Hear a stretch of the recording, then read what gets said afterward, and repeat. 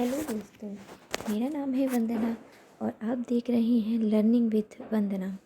So guys, ये मेरा पहला वीडियो है और आज मैं आपसे शेयर करने वाली हूँ सीटेट 2019 दिसंबर के क्लास 6 to 8 के पेडागॉजी के क्वेश्चंस।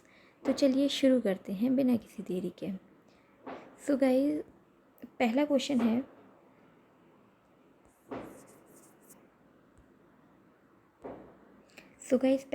है, जब विद्यार्थी पुरस्कार पाने की इच्छा से बार बार किसी गतिविधि को करने का निर्णय लेते हैं, जैसे कि एक प्रयोग का नियोजन एवं संचालन करना जो कि प्रत्यक्ष रूप से उस गतिविधि से संबंधित नहीं है, जैसा कि एक स्टार या बैच प्राप्त करना, तब ऐसी स्थिति में क्या संभावना उत्पन्न होती है। सो गाइस, जब भी हम किसी भी क्वेश्चन का आंसर देंगे तो हम अपने दिमाग में एक सांचा तैयार कर लेंगे कि हम उस विद्यार्थी के बारे में सोचना स्टार्ट कर देंगे।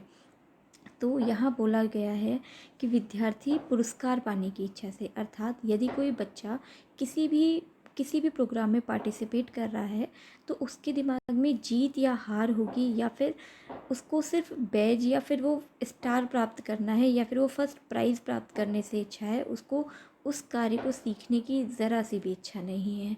ठीक है, तो पहला ऑप्शन है अन्य लोगों को खुश करने के लिए कार्य करने के बजाय स्वयं की निपुणता के लिए उद्देश्य निर्धारित करना। सो गाइस, ये ऑप्शन तो गलत है। क्यों गलत है? क्योंकि यदि बच्चा किसी भी कार्य को निपुणता के लिए करता तो उसे स्टार या बैच की आवश्यकता बिल्कुल नहीं होती। हम चलते हैं ऑप्शन नंबर सेकंड पे। अधिगम के प्रति भौतिकवादी अभिवृत्ति का विकास। भौतिकवादी अभिवृत्ति का विकास का अर्थ है कि जैसे कोई बच्चा है, वो किसी प्रोग्राम में पार्टिसिपेट कर रहा है और उसकी मम्मी कहती हैं कि अगर आप फर्स्ट आ जाओगे तो मैं आपको ये दिलाऊंगी, मैं आपको खीर खिलाऊंगी या फिर मैं आपको चॉकलेट दिलाऊंगी, तो वो भौतिकवादी हो गया, अर्थात या फिर स्टार या बैज प्राप्त होगा आपको। ठीक है, तो उसके प्रति, भौतिक चीज़ों के प्रति उसको उसका अभिवृत्ति के लिए किया जा रहा है। ठीक है, तो ये ऑप्शन सही है। फिर भी हम ऑप्शन नंबर थर्ड देखते हैं। समझने के लिए अधिगम से आनंद प्राप्त करना। अधिगम से आनंद प्राप्त करना, ये ऑप्शन भी बिल्कुल गलत है, क्योंकि बच्चा आनंद प्राप्त करने के लिए कर ही नहीं रहा है कार्य को। बच्चा किस कार्य के लिए कार्य कर रहा है? सिर्फ स्टार या बैच प्राप्त करने के लिए। फोर्थ ऑप्शन है पुरस्कार के बिना भी उस गतिविधि में लगे रहना। वह कार्य ही स्टार या बैच के लिए कर रहा है, तो ये ऑप्शन भी बिल्कुल गलत है। तो हमारा ऑप्शन नंबर सेकंड बिल्कुल सही जाता है। ठीक है, अधिगम के प्रति भौतिक अभिवृत्ति का विकास करना। आई होप आप लोग समझ गए होंगे। नेक्स्ट क्वेश्चन नंबर सेकंड पे चलते हैं। संज्ञान एवं संवेग के मध्य किस प्रकार का संबंध होता है? सो आप लोगों के यहाँ बहुत अच्छे से देखना है कि संबंध की बात कही गई है। ठीक है, तो पहले जान लेते हैं संज्ञान क्या होता है। संज्ञान होता है किसी भी चीज़ को बोध करना, किसी भी चीज़ को जानना। मतलब आप अपनी इंद्रियों से, मतलब कोई भी बच्चा चारों तरफ देखता है, उसके बाद अपनी इंद्रियों से उसको अपने अंदर लेता है, बोध करता है, जानता है। ठीक है, और संवेग होते हैं हमारे इमोशंस। इमोशंस होते हैं जो हम रोते, हंसते या फिर कभी दुख होते हैं या फिर क्रोध में होते हैं, तो वो होते हैं। ठीक है, तो हम लोग जानते हैं कि पहला है ऑप्शन द्विदुषी। ठीक है, द्विदुषी मतलब दोनों के बीच एक गतिशील पारस्परिक क्रिया होती है। बिल्कुल नहीं कि दोनों कार्य, हम जानते हैं कि मतलब पारस्परिक क्रिया तो नहीं होती है। नेक्स्ट ऑप्शन है एक दूसरे से स्वतंत्र हैं, मतलब इंडिपेंडेंट हैं। नहीं, एक दिशीय हैं, संवेग संज्ञान को प्रभावित करते हैं।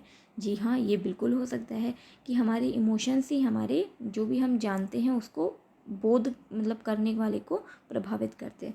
अब आप ऐसे समझिए जैसे हमारे इमोशंस हैं, ठीक है, कि हम लोग रो रहे हैं या हंस रहे हैं या कोई भी चीज़ कर रहे हैं, तो वो हम कोई भी चीज़ सीखने जा रहे हैं, उसके बाद हम संज्ञान कर रहे हैं। ठीक है, तो वो उसको डेफिनेटली प्रभावित करेंगे, क्योंकि हम उस समय हंसते हैं, रोते हैं या फिर जो भी इमोशंस में हैं अपने, उसके बाद हम उस बोध करने वाली शक्ति को, बोध करने वाली चीज़ को हम किस प्रकार से ग्रहण कर पाएंगे। या तो हम ग्रहण ही नहीं कर पाएंगे, ठीक है, या हम खुश मिजाज होंगे तो उसको ग्रहण कर लेंगे। ठीक है, तो ये चीज़ें उसको बहुत प्रभावित करती हैं हमारे संवेग, ठीक है, हमारे इमोशंस। तो इसीलिए बोलते हैं ना, अगर कोई बच्चा पढ़ रहा है या फिर कुछ भी है, तो हमारे बचपन में पेरेंट्स बोलते थे कि अच्छे मन से पढ़ो, है ना, दुखी मन से मत पढ़ो, क्योंकि वो हमारे इमोशंस है ना, हम अगर अच्छे मन से करेंगे तो वो हमारे दिमाग में जाएंगी, हम उस चीज़ को समझ पाएंगे, बोध कर पाएंगे, ठीक है। नेक्स्ट ऑप्शन है संज्ञान संवेगों को प्रभावित करता है। संज्ञान संवेगों को प्रभावित करता है, ये तो बिल्कुल ही गलत है ना। संवेग प्रभावित करते हैं, ना कि संज्ञान। तो इसका ऑप्शन नंबर 3 बिल्कुल सही है। संवेग संज्ञान को प्रभावित करते हैं। चलिए नेक्स्ट क्वेश्चन पे चलते हैं। क्वेश्चन नंबर 3 है, निम्नलिखित में से कौन से कारक अधिगम को प्रभावित करते हैं। तो इसमें 4 ऑप्शन दिए हैं। विद्यार्थी की अभिरुचि, बिल्कुल, बच्चे का इंटरेस्ट भी मैटर करता है कि बच्चे को किस चीज़ में इंपॉर्टेंट है। कई बच्चे को गणित पसंद होती है, कई बच्चे को आर्ट पसंद होती है, तो ये अभिरुचि बहुत मैटर करती है। अगला है विद्यार्थी का सांवेगिक स्वास्थ्य। सांवेगिक मतलब मैंने आपको बता दिया है, हमारे इमोशंस, ये भी इम्पॉर्टेंट है। शिक्षा शास्त्रीय रणनीतियाँ, जैसे ये क्या होंगी, जैसे किसी बच्चे को किसी भी चीज़ को समझने के लिए वो पहले खुद से लिखता है। कई लोगों को संग होता है कि वो अपने हैंड रिटन नोट से ही पढ़ सकते हैं, लेकिन कई लोग होते हैं वो सिर्फ बुक से ही पढ़ पाते हैं, ठीक है। तो सबकी अपनी अलग अलग रणनीतियाँ होती हैं, मतलब शिक्षा शास्त्रीय रणनीतियाँ, ये मैं आपको आगे चल के बहुत विस्तार से समझाऊंगी। अगला ऑप्शन है विद्यार्थी का सामाजिक एवं सांस्कृतिक संदर्भ, ठीक है। तो ये भी ज़रूरी है। अगर किसी बच्चे को क्लास से बाहर जाके बहुत प्रताड़ित किया जा रहा है, या फिर हम कह सकते हैं किसी बच्चे को समाज में जलील किया जा रहा है, उसकी इंसल्ट की जा रही है, तो हम कैसे कह सकते हैं कि वो बच्चा क्लास में आके उतने मन से पढ़ाई कर सकता है। तो ये भी उसके बच्चे के अधिगम को प्रभावित करेंगे। तो इसका क्वेश्चन नंबर 3 का ऑप्शन नंबर 1 आंसर है। तो हम इस पर टिक कर लेते हैं। आई होप आप लोग समझ गए होंगे। जो भी आप लोग नहीं समझें तो कृपया करके प्लीज़ कमेंट बॉक्स में बताइएगा, मैं आपके उसको बहुत करूँगी। तो चलिए क्वेश्चन नंबर 4 पे चलते हैं। तो क्वेश्चन नंबर 4 है, निम्नलिखित में से क्या ज्ञान के सार्थक संरचना की प्रक्रिया का एक महत्वपूर्ण पहलू है। उद्दीपन प्रतिक्रिया संबंध, सामाजिक पारस्परिक क्रियाएं, लगातार अभ्यास तथा बार बार स्मरण करना, और पुरस्कार एवं दंड, ठीक है। तो मतलब किसी भी ज्ञान को सार्थक रूप से करना, मतलब वो बच्चे के दिमाग में हमेशा के लिए सार्थक रूप से ग्रहण कर ले, ठीक है। तो पहला ऑप्शन है कि उद्दीपन प्रतिक्रिया संबंध, मतलब उसके लक्ष्य, उद्दीपन इज लाइक आप उसके लक्ष्य के हो और उसके बीच में जो क्रियाएं हो रही है, हम उसको जो भी दे रहे हैं, ठीक है, हम जो भी पढ़ा रहे हैं, एक तरीके से प्रतिक्रियाएं दे रही हैं, उनके बीच में संबंध, सामाजिक और पारस्परिक क्रियाएं, ठीक है, लगातार अभ्यास एवं बार बार स्मरण। देखिए हमेशा याद रखिएगा, जहाँ भी स्मरण आ जाए, ठीक है, तो वो हमेशा गलत है।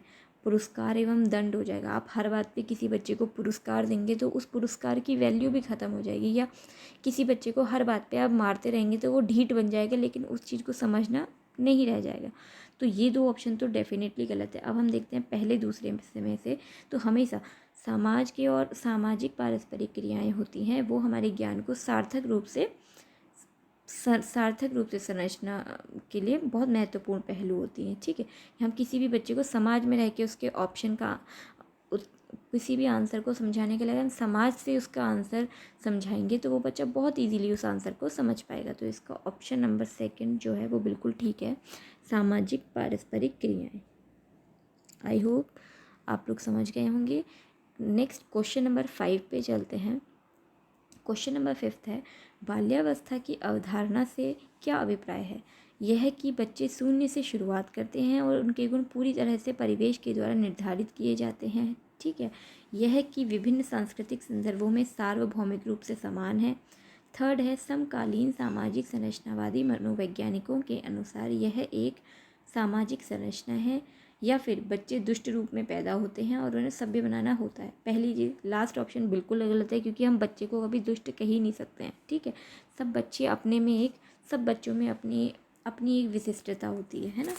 तो पहला ऑप्शन है यह है कि बच्चे शून्य से शुरुआत करते हैं, ठीक है। अब आप जानते हैं कि बच्चे शून्य से शुरुआत करते हैं, उनके गुण पूरी तरह से परिवेश से, जी नहीं, बच्चे के पूरी तरह से गुण परिवेश से भी निर्धारित नहीं किए जाते। कुछ उनके जो गुण हैं वो उनके जीन्स से भी उनके पास आते हैं। तो इसका ऑप्शन नंबर पहला तो गलत हो गया, लास्ट भी गलत हो गया। सेकंड है, यह विभिन्न सांस्कृतिक संदर्भों में सार्वभौमिक रूप से समान है। हाँ, ये बिल्कुल हो सकता है कि उसका मतलब जितने भी जो सांस्कृतिक संदर्भों में होता है वो एक तरीके से सार्वभौमिक रूप से समान होता है। थर्ड है, समकालीन सामाजिक संरचनावादी मनोवैज्ञानिकों के अनुसार यह एक सामाजिक संरचना है। जी नहीं, यह सिर्फ एक सामाजिक संरचना भी नहीं है। तो ऑप्शन नंबर सेकंड जो है वो इसका आंसर सही है। नेक्स्ट क्वेश्चन नंबर 6 पे चलते हैं। निम्नलिखित में से कौन सी मध्य बाल्यावस्था की विशेषता है? मध्य बाल्यावस्था की विशेषता है, पहला ऑप्शन है, अधिगम मुख्य रूप से संवेदी एवं चालक गतिविधियों द्वारा घटित होता है। ठीक है, तो मध्य बाल्यावस्था है, हमारे दिमाग में आ जाना चाहिए किसी भी बच्चे का मध्य बाल्यावस्था वाला स्टेज। ठीक है, तो मध्य बाल्यावस्था कौन सी होती है? देखिए, पहला होता है सेंसरी मोटर संवेदी गामक अवस्था, जो होती है 0 से 2 साल की। ठीक है, फिर आती है 2 से 7 साल की, जो होती है हमारी शिशु वाली बाल्यावस्था। ठीक है, उसके बाद आती है मध्य बाल्यावस्था, जो होती है 7 से 14 साल के बच्चे की। तो अब ये क्वेश्चन आए तो हमारे दिमाग में सटक से दिमाग में आना चाहिए 7 से 14 साल के बच्चे का एक मैप आ जाना चाहिए। अब हम इसका आंसर देंगे, अधिगम मुख्य रूप से संवेदी एवं चालक गतिविधियों द्वारा घटित होता है। मुख्य रूप से संवेदी एवं चालक मतलब सेंसरी मोटर गतिविधियों द्वारा घटित होता है। तो मैंने आपको बता दी, ये तो फर्स्ट स्टेज है, इसमें तो नहीं होता है, ये तो 0 से 2 वाली स्टेज है। सेकंड है, शारीरिक वृद्धि एवं विकास बहुत तेज गति से होता है। ठीक है, तो अभी रुक जाते हैं, बहुत तेज गति से होता है। अगला है, अमूर्त रूप से सोचने एवं वैज्ञानिक तर्क का प्रयोग करने की योग्यता विकसित हो जाती है। जी हाँ, बिल्कुल सही, बच्चा उस समय अमूर्त रूप से सोचने की और तर्क देने की अवस्था में आ जाता है। तो 7 से 14 साल का बच्चा है तो अपने तर्क तो दे नहीं पाएगा वो उस समय, कि जैसे आप उससे कोई क्वेश्चन पूछेंगे और वो तर्क दे के आपकी बात को जवाब दे। तो ये कौन सी स्टेज होती है? ये होती है पश्च वाली बाल्यावस्था वाली। ठीक है, तो मध्य इसके ये होती है 14 से ऊपर वाली स्टेज, और ये 7 से 14 वाली स्टेज की बात कर रहा है। तो आंसर नंबर थर्ड हमारा आंसर होगा। क्वेश्चन इसमें जो शारीरिक वृद्धि एवं विकास बहुत तेज गति से होता है, यह इससे पहली स्टेज में होता है। ठीक है, तो इसका ऑप्शन इसीलिए सेकंड नहीं है, तो हम इसका आंसर थर्ड लगा देते हैं। नेक्स्ट, सॉरी,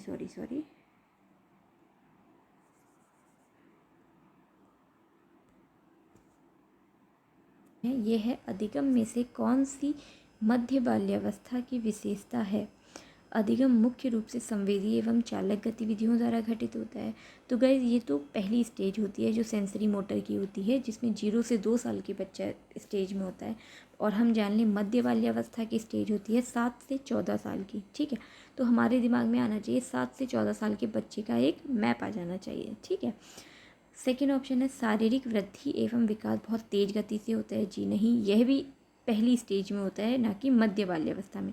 यह हमारी थर्ड स्टेज है। ठीक है, और थर्ड ऑप्शन है, अमूर्त रूप से सोचने तथा वैज्ञानिक तर्क का प्रयोग करने की योग्यता विकसित करने के लिए बच्चा अमूर्त रूप से सोचने लगता है। नहीं जी, ये तो शिशु बाल्यावस्था में ही सोचने लगता है, अमूर्त रूप से ही तो सोच रहा है, मतलब वो उसको मूर्त रूप नहीं दे पा रहा है। जैसे अगर हम बच्चे को घर की बात करें तो बच्चा दिमाग में घर का एक मैप नहीं बना पाता है। ठीक है, वो घर लिख तो ले रहा है, बट उसका वो मैप अपने दिमाग में नहीं बना पाता है।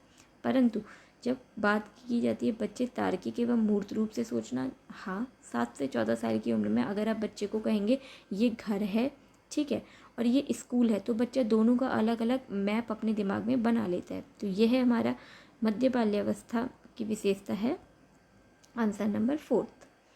आई होप आप समझ गए होंगे। सो मैं आपके लिए लिख भी देती हूँ कि हमारी जो स्टेजेस होती हैं वो होती हैं S, P, C and F. First stage है सेंसरी मोटर, दूसरी है प्रीनेटल वाली, दूसरी है चाइल्ड वाली, एंड लास्ट वाली है फॉर्मल वाली। ठीक है, फॉर्मल स्टेज, इसी से हम इसको याद कर सकते हैं, एस, पी, सी, एफ। ठीक है, तो गाइज आई थिंक आप समझ गए होंगे। नेक्स्ट चलते हैं क्वेश्चन नंबर 7 पे। परिवार एवं पास पड़ोस बच्चों के सामाजिकरण की क्या है? द्वितीयक एजेंसियाँ हैं, परिवार की बात की जा रही है, ठीक है। तो हम सभी जानते हैं परिवार क्या होती हैं, प्राथमिक एजेंसियाँ होती हैं। हमेशा पास पड़ोस की बात नहीं, हमेशा कहीं पे भी आपको परिवार मिल जाए तो आप दिमाग में रखिए परिवार समाजीकरण में परिवार की वैल्यू हमेशा प्राथमिक होती है, परिवार की, माता पिता की, क्योंकि बच्चे का जन्म वहीं होता है। बच्चा अपना सबसे ज़्यादा समय अपने परिवार के साथ बिताता है, ठीक है। तो इसका आंसर बिना कोई ऑप्शन देके हमें पता है इसका आंसर होगा प्राथमिक एजेंसियाँ, ठीक है। तो हम लगा देते हैं क्वेश्चन नंबर इसका 3rd।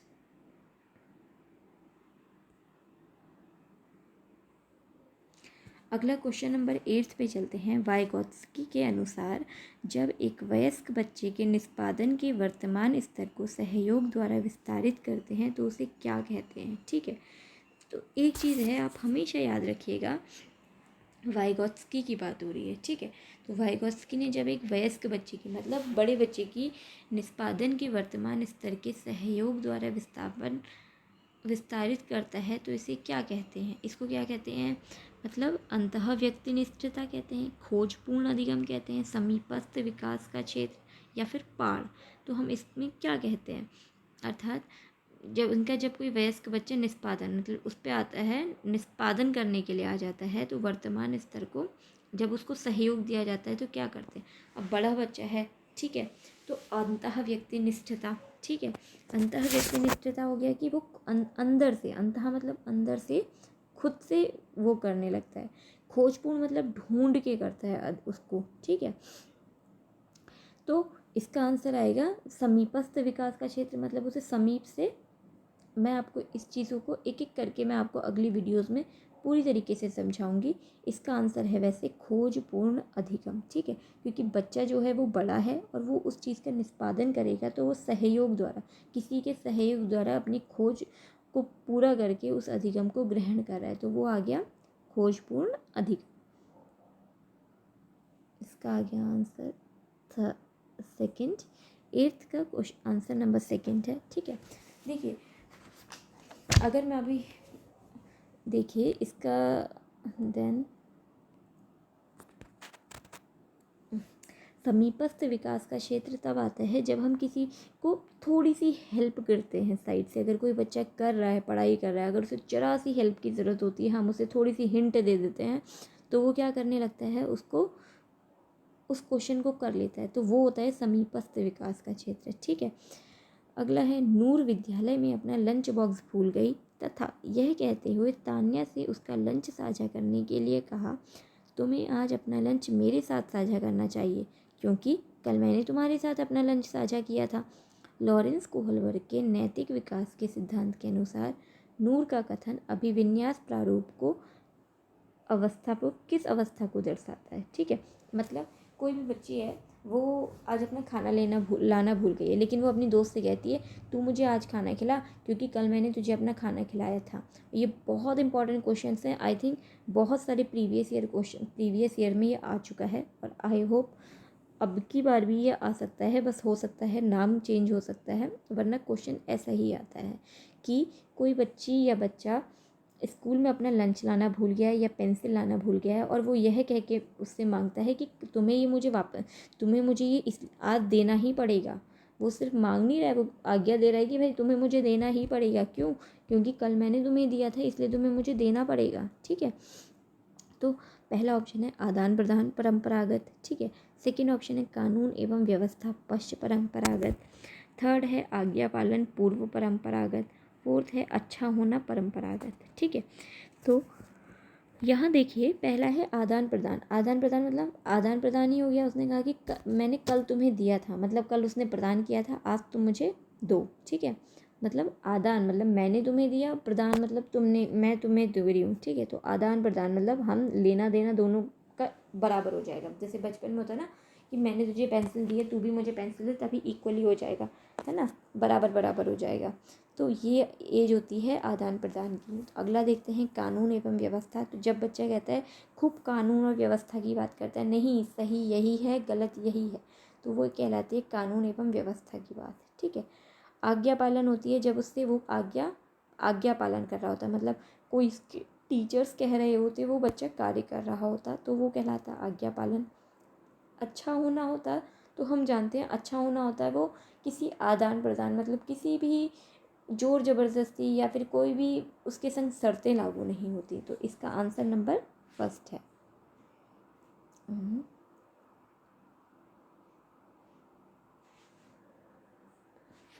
आंसर नंबर फर्स्ट है। अब चलते हैं हम क्वेश्चन नंबर 10 पे। क्वेश्चन नंबर 10 है, समाज में विभिन्न लिंगों के लिए उपयुक्त मानी जाने वाली प्रारूप विशेषताओं को क्या विशेषताओं के बारे में जन सामान्य की अवधारणाओं को क्या कहते हैं। जैसे बोलते हैं ना, जो हमारे लिंगों के बारे में, मतलब फीमेल और मेल के बारे में जितनी भी हमारे जो समाज में बातें की जाती हैं, ठीक है, जितनी भी अवधारणाएं हैं पुरानी पुरानी कि भाई नहीं आप औरत हो तो आपको ऐसा करना पड़ेगा, नहीं आप औरत हो तो आपको घर में रह के खाना पकाना पड़ेगा, और आप आदमी हो तो आपको काम ही करना पड़ेगा, आप घर में नहीं बैठ सकते, है ना। तो ये जो रूढ़िवादिताएं होती हैं, मतलब इनको कहते हैं हम रूढ़िवादिताएं, ठीक है। तो ये कहलाता है जेंडर रूढ़िवादिताएं। ये रूढ़िवादिताएं हैं, जैसे बोलते हैं ना, आप लोगों ने कई बार सुना होगा कि ये रूढ़िवादिताएं कब ख़त्म होंगी, है ना।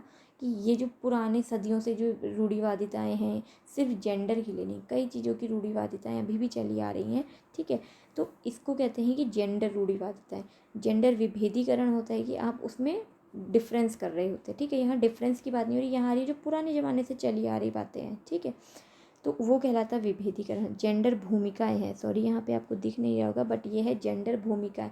तो यहाँ हम भूमिकाओं की बात ही नहीं कर रहे हैं, यहाँ किसी भी दो पर्टिकुलर जेंडर के बारे में बात ही नहीं कही है, ठीक है, और ना ही जेंडर पहचान की बात की है। तो इसका ऑप्शन नंबर फर्स्ट बिल्कुल सही है। सो गाइस, आपको ये वीडियो अच्छी लगी होगी, आई होप आपको अच्छी लगी हो। अगर अच्छी लगी हो तभी आप कमेंट बॉक्स में बताएं, और ना लगी हो क्या क्या मुझसे गलती हुई है आप प्लीज़ उसको भी बताएं। Thanks for watching.